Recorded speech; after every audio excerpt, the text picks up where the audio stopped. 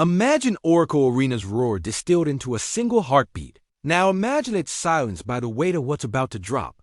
A seismic shift in the Jonathan Kuminga saga that could rewrite the Warriors' destiny. Welcome back to Warriors! News fan report where raw truths collide with splash era passion. Smash that like button, subscribe, and ring the bell so your heart never misses a beat. Because today, we dig deep into one of the most explosive swirling storms in Dub Nation, that murky, tantalizing future of Jonathan Kuminga, the young restricted free agent whose next move may redefine the contours of the franchise. The whispers started with Shams Charania dropping a bombshell during Draft Madness, confirming that Miami the Heat have surged ahead as a prime suitor desperate to add Kuminga after their bitter miss on Kevin Durant. You hear that? The same. Heat who chased KD now have their eyes set sharply on Golden State's enigmatic winger, potentially reshaping what Dub Nation thought was a sealed future. But just as we're about to pack our bags for South Beach, the front office chessboard explodes yet again. Sacramento enters the fray, sparking new, tantalizing trade possibilities that Mike Dunleavy, the Warriors GM, cannot ignore. According to longtime NBA insider Sam Amick, the Kings are open for business, watching Kuminga's market closely, even considering major roster maneuvers involving names that could send seismic tremors across the bay. Don't blink. This isn't just trade talk. It's an all-out assault on the Warriors' immediate and long-term plans. Could the Kings offer a deal powerful enough to pry Kuminga away? The Kings' arsenal includes tantalizing contributors like Keegan Murray, the 6'8" long wing averaging double-digit points with sneaky defensive prowess and a smooth three-ball someone who, despite a dip in offensive production last year, could flourish in a Curry-curated offense, eagerly awaiting that resurgence. Murray's blend of versatility and defense may align perfectly with Golden State's strategic needs, answering the calls for a durable, lockdown forward who can guard multiple positions while spacing the floor. Yet there's turbulence under the surface. Sacramento reportedly hesitates to part with Murray, given his impending free agency and potential payday demands, pitching the Warriors into a high-stakes gamble on whether Murray could blossom under the bright lights of Chase Center, or become another sacrificial lamb in salary cap gymnastics. But Murray isn't all that Sacramento could bring. Lurking in the background is Jonas Valanciunas, the bruising six-leaving Lithuanian center with relentless rebounding and low-post scoring, but no splash radius three-point stroke, a traditional big man who doesn't neatly fit Golden State's prototype of a switchable, shooting front line but could bolster their inside presence at a reasonable $10 million annual salary. Imagine pairing Murray's length with Valanciunas' post strength, creating a new kind of Warriors tandem beef and speed. Paint and perimeter, old-school grit meeting splash-era versatility. Yet the financial game is a labyrinth, size salary. Constraints loom large, and the Kings' willingness to include multiple pieces is a clear sign this won't be a cheap acquisition. And then reality crashes the party. The Warriors and Kings have a bitter trade history, dating back decades to the infamous Mitch Richmond deal in '91 that still stings, long before Oracle was a shrine of golden dynasties. They never trade. They rarely negotiate. So why would they start now? This reveals the heart of the mystery. Is Sacramento's interest just smoke, or an actual strategic pivot that Dunleavy is seriously considering? And where does that leave Miami, the Heat, who seem stuck recycling Wiggins as their main bait? Could Dunleavy orchestrate a seismic three-way deal? Or is the Heat's chili hotter than it looks, threatening to whisk Kuminga far from Bay Area dreams? Dive deeper, and you'll find whispers of Nets pulling out entirely from the Kuminga sweepstakes, leaving just the Heat and Kings in the ring, narrowing options and ratcheting up urgency for the Warriors, who until yesterday thought Kuminga's market was shrinking. Now the landscape shifts again beneath our feet thanks to fresh intel. Bombshell Shams reports the Warriors have flipped the script in the draft, orchestrating a trade with the Phoenix Suns that sends picks No. 52 and 59 in exchange for the higher pick No. 41. Why? because Golden State didn't trust what was lurking at 41. So they're doubling down on draft depth and potential hidden gems later on. Think Quinton Post a year ago. A pick 52 success story, a sign of front office patience and trust in their scouting. A new strategy as they juggle their roster's immediate needs and future investments. Could this draft maneuver signal a pivot towards internal development rather than blockbuster trades? Or is it setting the stage for a deal that fuses veteran savvy with fresh legs? All this drama unfolds with Curry, Draymond, Klay splash. Brothers still fighting to keep the lights on with a roster that's aging banged up, yet hungry for one last glorious run. Moses Moody waiting in the wings. And Kuminga poised as a potential cornerstone or trade chip. The stakes couldn't be higher. Is this a silent pivot that eclipses even the Kevin Durant era, a dagger aimed at reshaping the Warriors' identity, or merely the opening act of a dramatic saga that will define the franchise's next decade? As a lifelong Dub Nation believer, my pulse is racing just writing this labyrinth of rumors, stats, insider scoops, and emotional stakes feels like one breath away from exploding into a seismic franchise-defining moment. But is this the spark that reignites our dynasty, or the crack that fractures our legacy? Drop your unfiltered takes in the comments. I'll be right there, heart in hand. If your heart just skipped a beat imagining the spin cycle we're about to go through with Kuminga and the Warriors, then buckle up. Because this roller coaster isn't slowing down for anyone. No safe zones, no sidelines. Right now, the whole landscape feels like it's teetering on a razor's edge where one drop piece could either chop the dynasty into rubble or rebuild it stronger than ever. Think about it, Jonathan Kuminga, this raw, ultra-athletic, high-risk, high-reward talent who flashes flashes of brilliance but still hasn't locked down a definitive role in Steve Kerr's Splash Orchestra. He's not just a player on the block. He's the potential fulcrum of this entire operation. And with Miami circling like a shark that just lost its prime target in KD, the Heat aren't messing around, still dangling Wiggins, who, let's be honest, has been a franchise enigma. Of flashes and frustrations as bait in that simmering stew. But bam! Sacramento crashing the party with that Murray-Valanciunas combo flips the script into a chessboard with pieces flying off at lightning speed.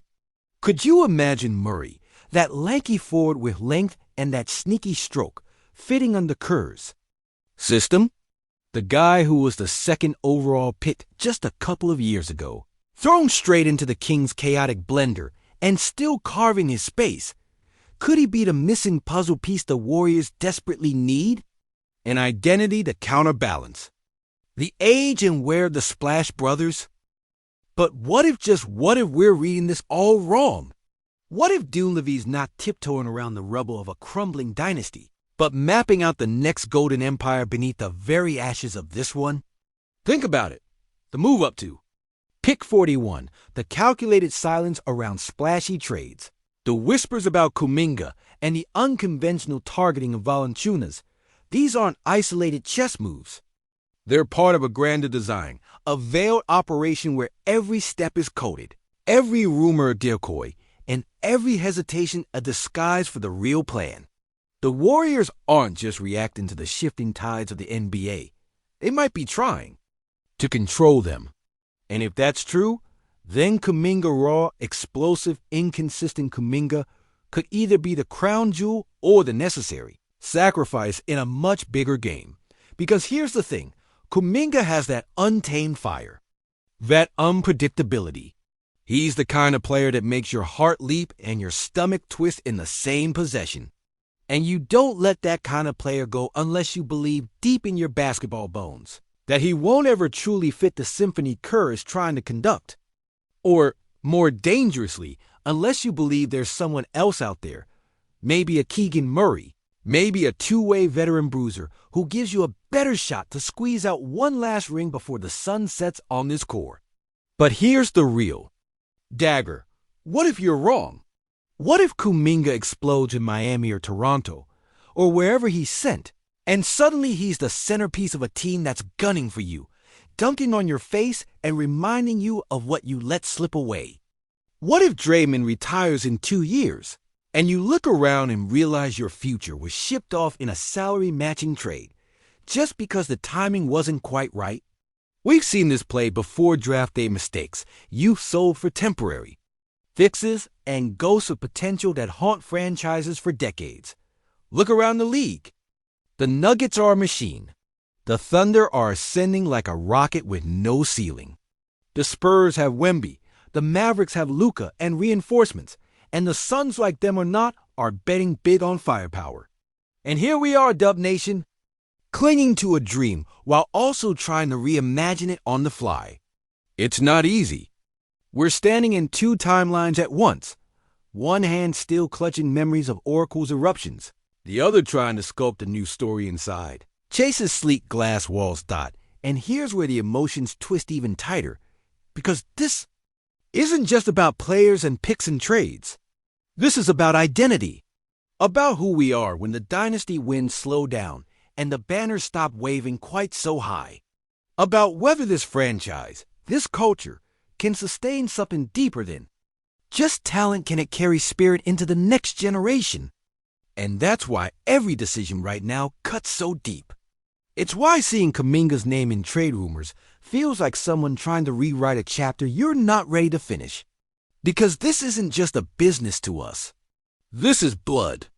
This is soul. Let's talk about fit for a second. Valanciunas? He might not scream Warriors basketball, but maybe that's the point. Maybe we've been trying to replicate the 2015 formula for too long, chasing ghosts of a past system that only works when Curry, Clay, and Dre are in their perfect primes. But this isn't 2017. This is the post-Apex version, where evolution is no longer optional, it's survival.